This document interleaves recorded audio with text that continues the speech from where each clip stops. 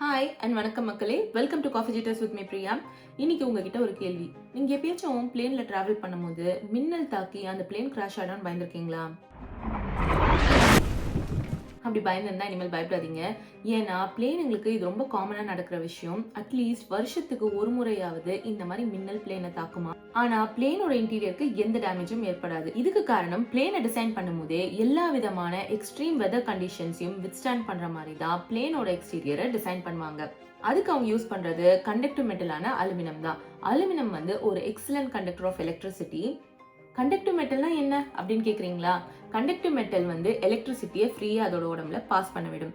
இந்த மாதிரியான கண்டக்டிவ் மெட்டலை வச்சு பிளேனோட எக்ஸ்டீரியரை டிசைன் பண்றதுனால மின்னலால் உருவாக்கப்படும் எலக்ட்ரோஸ்டாட்டிக் டிஸ்சார்ஜ் ஆன எலக்ட்ரிக் கரண்ட்டை பிளேனோட எக்ஸ்டீரியரே வாங்கிக்கும். அதுக்கப்புறமா அது வெளியிலயும் டிஸ்பர்ஸ் பண்ணிடும்.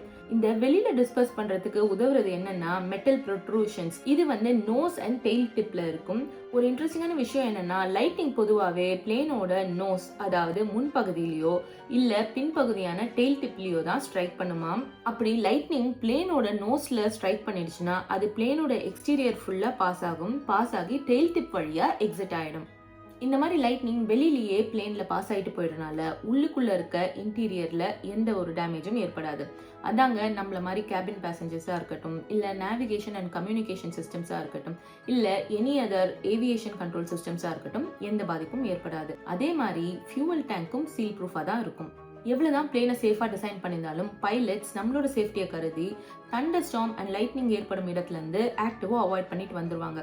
அதையும் மீறி லைட்னிங் பிளேனை ஸ்ட்ரைக் பண்ணிடுச்சுன்னா என்ன ஆகும் அப்படின்னு கேக்குறீங்களா?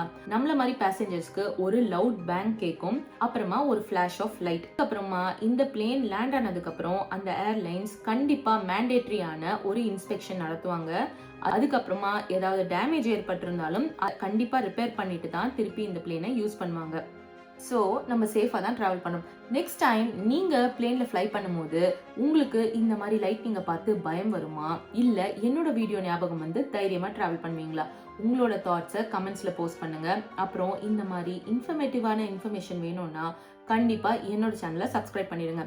அப்புறம் இந்த வீடியோ உங்களுக்கு பிடிச்சிருக்கோன்னு நினைக்கிறேன். கண்டிப்பாக லைக் அண்ட் ஷேர் பண்ணிடுங்க. Until next time, by.